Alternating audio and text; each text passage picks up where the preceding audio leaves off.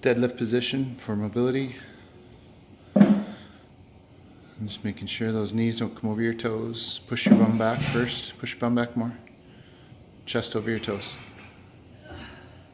There you go. Nice. And don't shrug it up. Just hang on to it, and then when you rise, drive your hips forward. Good. Keep that core tight. Nice.